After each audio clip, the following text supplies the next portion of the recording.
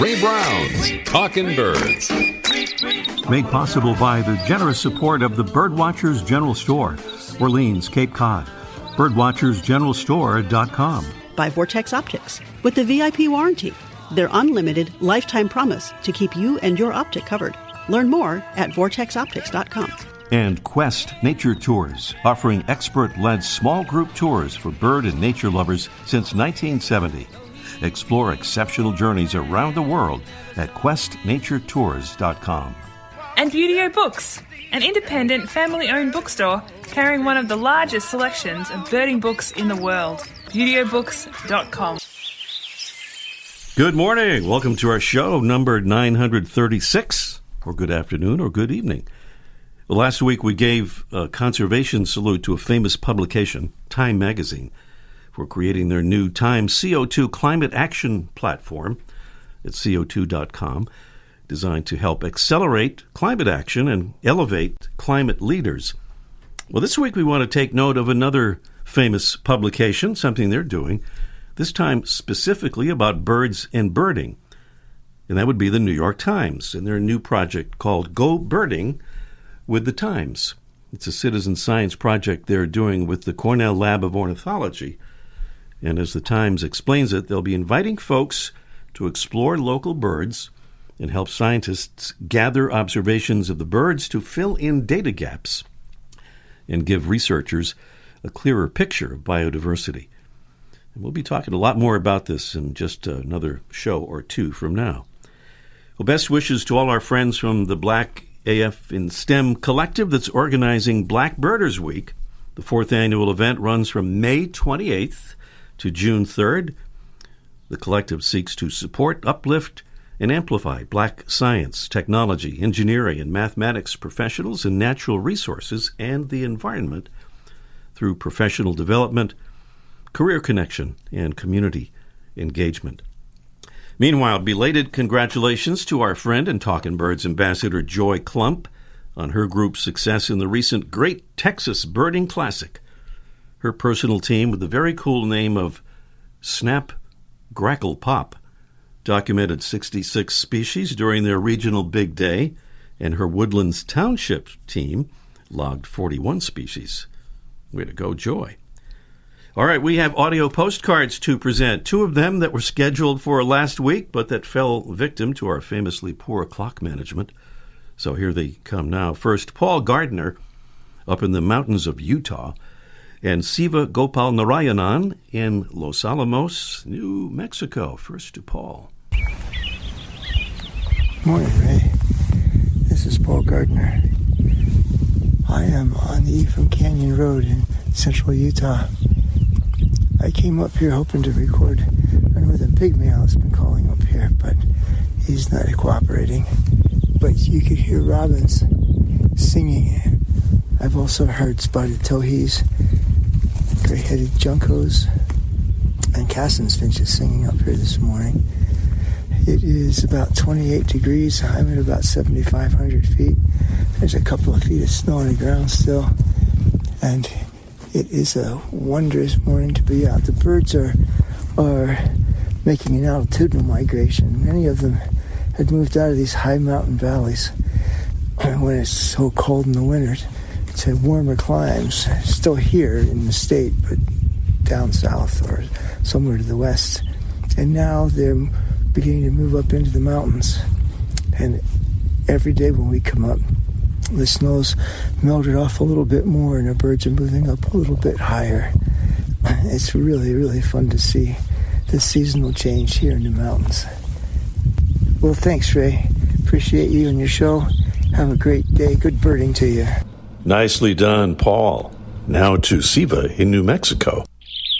Good morning, Ray and friends. This is Siva, calling from Los Alamos, from the backyard of our new home, facing the canyon. It's a beautiful, crisp morning here.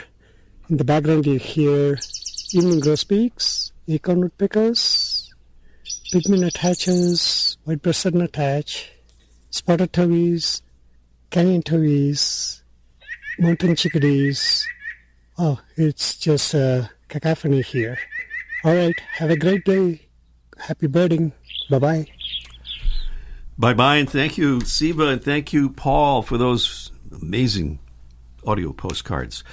We love getting them, and if you'd like to send us one, we would love that. It's pretty easy to do, I think. Get your smartphone or some digital recording device and just go out there and describe some birds you're seeing.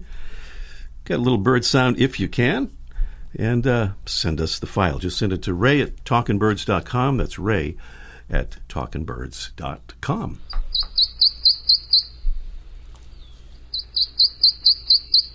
I believe we're hearing our mystery bird. We're going to talk about another mystery bird a little bit later on in the show. But this is the contest preview, the actual contest coming along a little bit later. And this quick reminder, if you're not hearing our show live, go to talkingbirds.com and click on the listen button. You can see how to hear our show live with an internet-connected device wherever you are. So, our mystery bird, a couple of clues here and some information about this bird. It's a small songbird with a deep yellow head and chest, gray wings, a greenish back, a white belly and undertail, and black eyes. Our bird, which winters from the Gulf Coast and down into Central and South America, breeds over much of the eastern U.S. in wooded swamps and wooded areas near streams and lakes. And I think this is a good clue. We'll see. It has a descriptive common name that refers to clerks in the Roman Catholic Church whose robes were bright yellow. All right, some clues there. And the sound of our mystery bird and beautiful prizes await from Brome Wild Bird Care, a Brome Mega 600 metal tube feeder with 6 seed ports, 4-pound seed capacity, and a patented seed tube ventilation system that permits humidity and hot air to escape through the vents at the top of the feeder, replacing it with fresh air. Pretty cool idea. That's one prize. And then from Wisdom Supply, providers of plastic-free school and office supplies, a $20 gift certificate. We have a couple of other prizes lined up today that we'll talk about here coming up. That's a preview, though, of our mystery bird contest.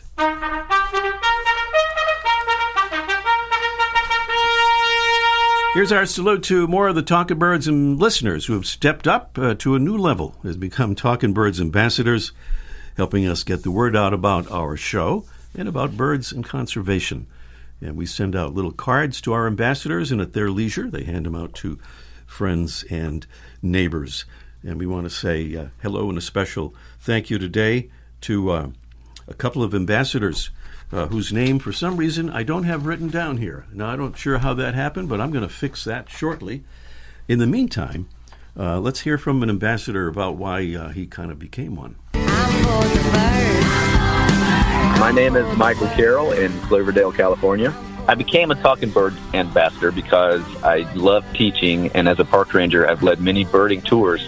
And once I found out about the show, I was able to tell other people about it. And then once finding out about being an ambassador, I was on board immediately. Talkin' Birds listeners, we hope you'll join our ambassadors family. Just visit our website, talkingbirds.com. Join today, and thanks. And I think we found the ambassadors that we wanted to say hello to and thank you to on our show today, this being the 28th of May as we do our show live. So thank you to Charity Hagan from Wildomar, California. Thank you so much, Charity, who was, by the way, our 800th ambassador at the end of March. And thank you to Linda Gardrell from South Kingstown, Rhode Island. Thank you so much to all of our Talkin' Birds ambassadors. Still to come on our show today, we'll talk with child psychologist Geraldine Oades-Sese about how she incorporates the wonder of birds into her work with children, and about her new children's book, Melusine, Birds of Many Feathers. Also today, Mike O'Connor will join us for an almost live from the archive installment of Let's Ask Mike about baby birds in the backyard. And up next, we extend our range to South America to hear a good news story about today's featured feathered friend, presented by Birdwatching Magazine. For more than a quarter century, birdwatching Antioquia. More about that later.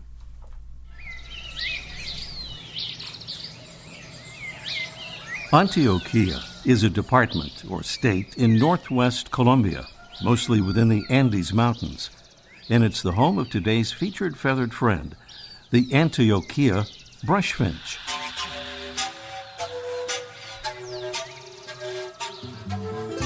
It's a large, toey-like bird with a rusty crown, a black mask around the eyes, and a white throat.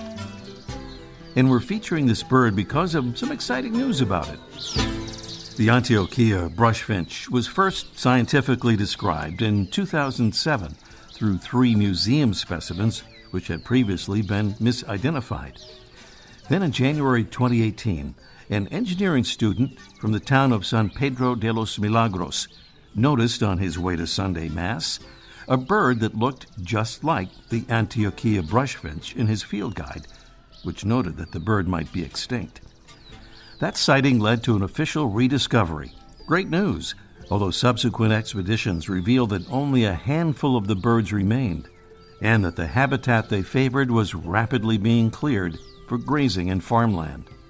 Without steps to save the territory that remained, it was believed that the species would disappear forever. So, a consortium of conservation groups, including Conserva Aves, the Rainforest Trust, and the American Bird Conservancy, acquired 880 acres of land north of the city of Medellin and created the Antioquia Brushfinch Reserve. With increasing agricultural pressure on the bird's native scrub habitat and the effects of climate change, and with fewer than 100 individual birds remaining, this reserve could save a species that almost went extinct before researchers even knew it existed. The new reserve, by the way, will also help protect other bird species, including the endemic black-throated flower piercer and a potential new species of antpitta, along with several imperiled native plant species.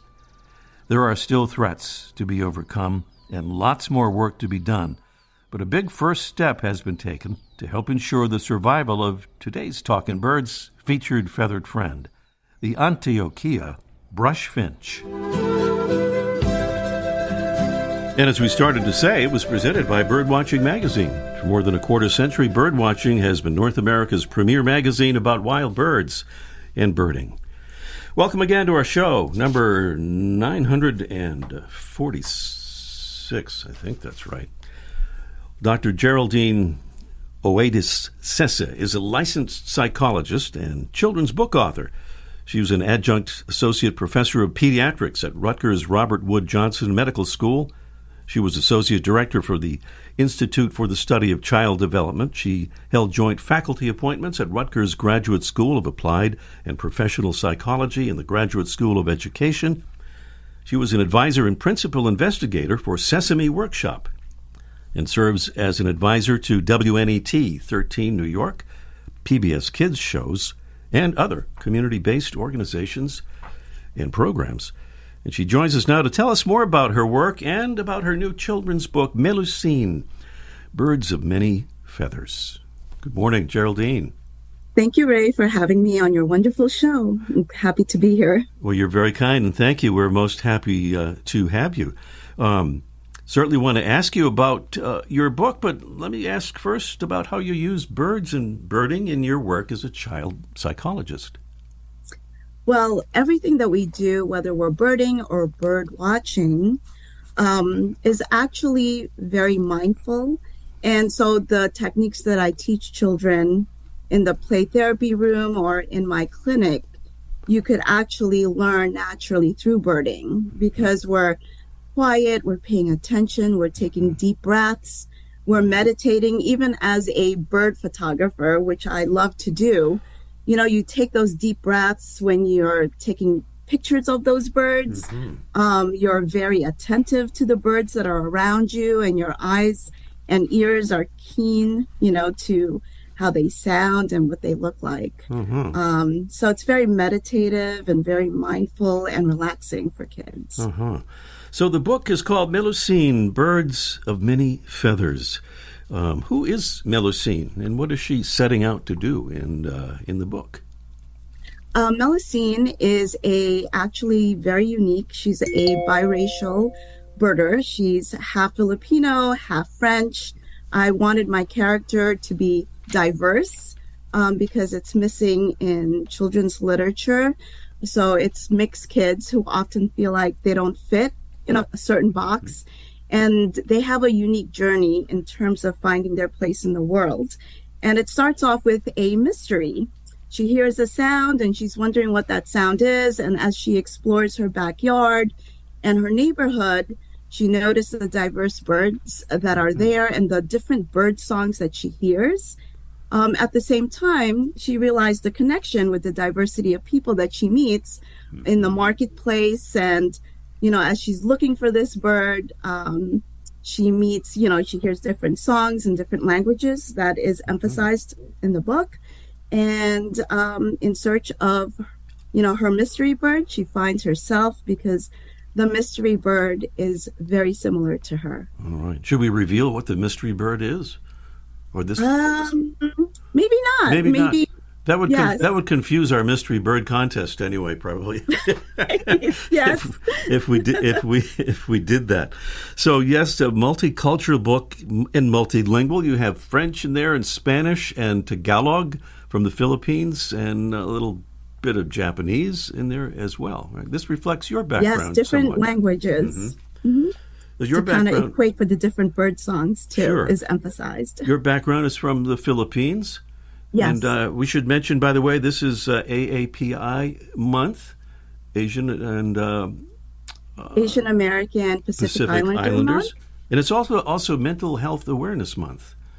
Yes, which is perfect for the book because it's about multiculturalism, multilingualism, biodiversity, and as we know from research, birding decreases anxiety, depression, and basically increases overall mental and physical well-being. Mm-hmm.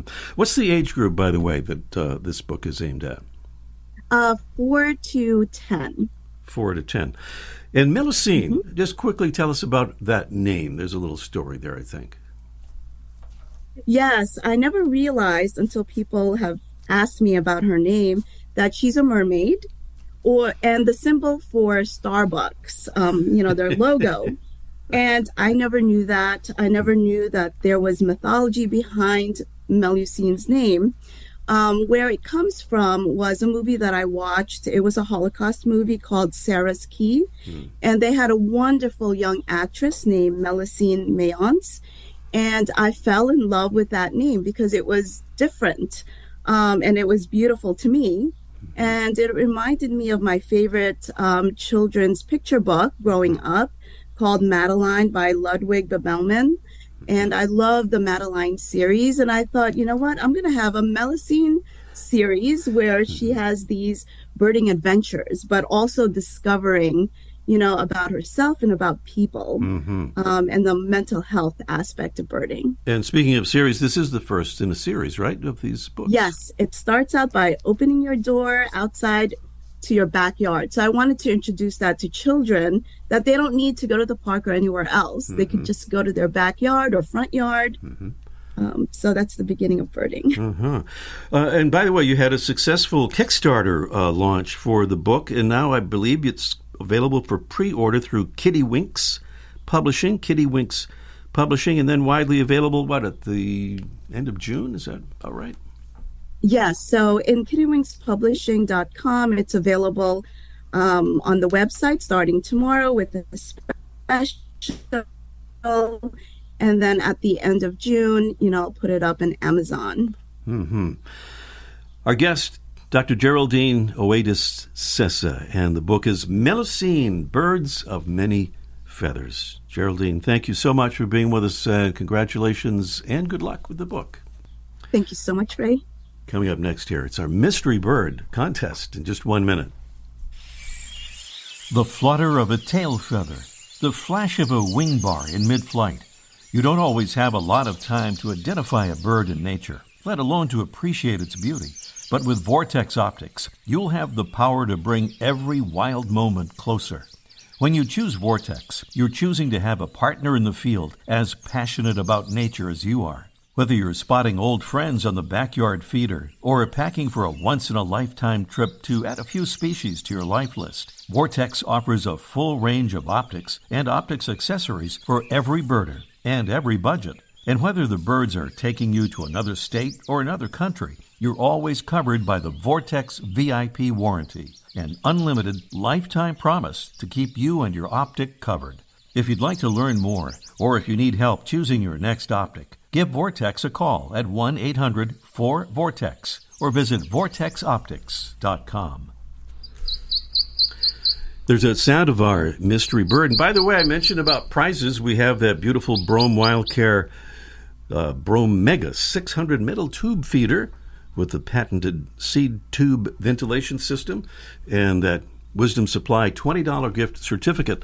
And here's our extra little prize this morning, and it's a copy of this beautiful book, Melusine, Birds of Many Feathers by Geraldine Oades-Sese. It's a beautiful book, and that's a little extra prize here. 781-837-4900 is the number to call. That's 781-837-4900. Our mystery bird is a small songbird with a deep yellow head and chest, gray wings, a greenish back, a white belly and undertail, and black eyes.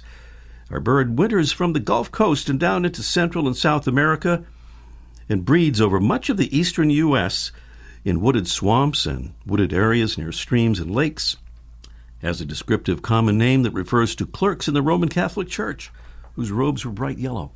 A little offbeat clue maybe there, but those are the clues on our Mystery Bird contest. And remember, no correct answer means we'll do a drawing for the winner, so if you'd like to take a guess at it, that would be just as good as giving a definitive answer. And in either case, the number to call is 781-837-4900. And as always, we urge you to call as soon as you can, so we'll actually have time for the contest. 781-837-4900 is the number. Meanwhile, let's ask Mike, almost live from the archive in just 1 minute. Beauty-O Books carries one of the largest selections of birding books in the world. New, used, and rare books covering everything from backyard birding to general ornithology, from field guides to photography skills, biography, fiction, and humor. You'll find it all, along with the knowledgeable customer service you've been looking for, in one convenient place. BeautyOBooks.com. B-U-T-E-O. BeautyOBooks.com. Quest Nature Tours has offered exceptional tours for bird and nature lovers since 1970. In 2023, join us in search of colorful bird life and jaguars in Brazil or on our brand new Zambia Safari. See amazing wildlife and explore habitats with travel companions who truly enjoy nature. Talkin' Birds listeners receive a $150 credit towards their first tour. Visit questnaturetours.com today. Birds and much more. Guaranteed. Mike O'Connor down there at the Birdwatchers General Store is hearing from a lot of people these days about baby birds in the backyard and what to do about them, and he never grows tired of hearing those questions. Well, maybe he does. Let's find out. Good morning, Mike. More importantly, I'm excited about the new food you invented, Seward.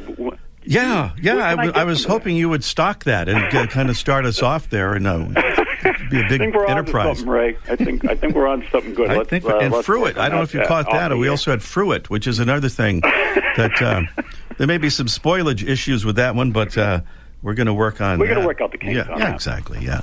So I'm getting a lot of calls and about baby birds. And this is the kind of time of the year. I think a lot of people. They're doing landscaping, or they have landscapers come in and trim the bushes, and they end up with a nest on the ground, or a spring storm comes through, and they find baby birds on the ground. And what do you do?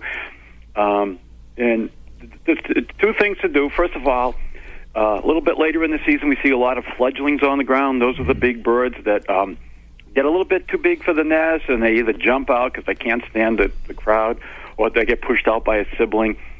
And those are the birds that are moving around. Usually you see robins and cardinals on the ground. If they're feathered and they're moving, the thing to do is nothing. Leave them alone. Keep an eye on the kids and the pets. But other than that, the parents will take care of them. They'll continue to feed them. They chirp. The babies chirp, and the parents come down and feed them. There's really nothing we can do to just kind of leave them alone and give them some space. If you find nestlings on the ground, those are those ugly little baby birds with a few feathers, and maybe their eyes are closed, but they can't move. Those birds need to be put back in the nest, and those usually are the ones that get pushed out when there's some landscaping or a storm blows them out. Find a nest and just put them back. And that old wives' tale, the mothers smell them, that's just silly talk. They don't care. Just put the babies back in the nest. If the nest is also destroyed, get a strawberry basket or a Tupperware container and drill some holes in the bottom. And I had a customer who did that and then zip-tied it back in the area where the nest came from and put some nesting material in there, even if it's makeshift, and the parents came right back. So get the nest or the babies back up in the nest as quickly as possible. But there's a time here because those birds aren't feathered and they're not protected as well as the mobile fledglings are. So you got to act quickly, and hopefully the parents return. Don't disturb them, but step back in the distance and give them a couple hours or so. See if the parents return. More often than not, they will. If they don't return, then the next step is you can't raise them yourself, but run in the house, get online, and punch up like the nearest wildlife rehabilitation organization. They're all online, and you contact them, and they'll take you to the next step. You might have to bring them to one of those people that have the facilities and the material and to help the baby birds. All right. You don't want to be doing that thing, bringing the birds in and try to feed them with an eyedropper. Right. None of that. Yeah. And, I tried it once. I used to regurgitate worms to them, and that was just disgusting.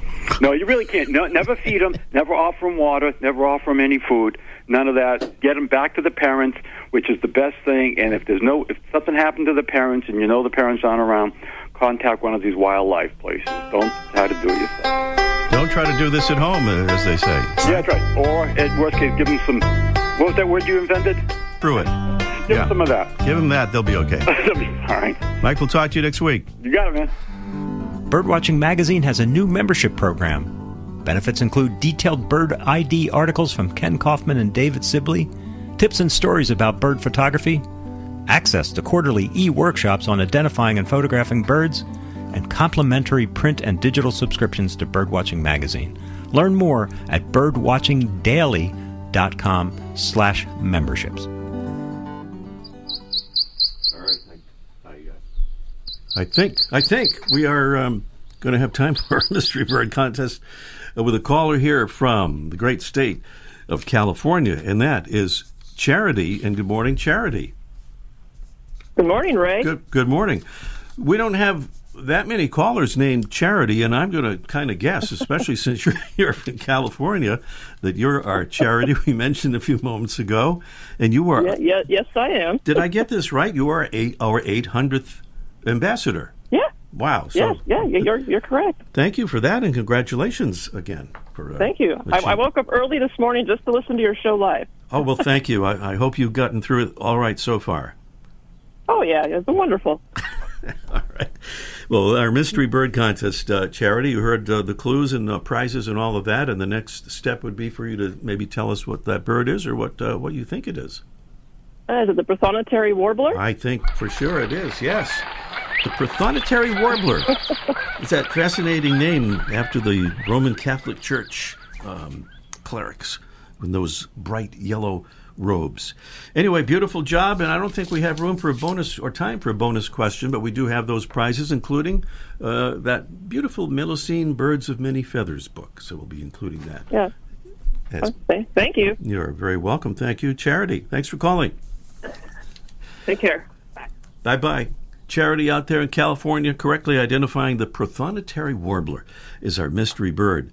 Next week, we'll be talking with a man from Massachusetts who's leading a big group of birders who pick up litter while birding. That's plurting, of course, and hoping to inspire other groups around the country on our show next time. Thanks for being with us. See you next week. The bird show. I like that. I love it. Ray Brown's Talkin' Birds. Made possible by the generous support of the Birdwatchers General Store, Orleans, Cape Cod. Birdwatchersgeneralstore.com. By Vortex Optics. With the VIP warranty, their unlimited lifetime promise to keep you and your optic covered. Learn more at vortexoptics.com. And Quest Nature Tours, offering expert-led small group tours for bird and nature lovers since 1970. Explore exceptional journeys around the world at questnaturetours.com. And Beautyo Books, an independent family-owned bookstore carrying one of the largest selections of birding books in the world. BeautyOBooks.com.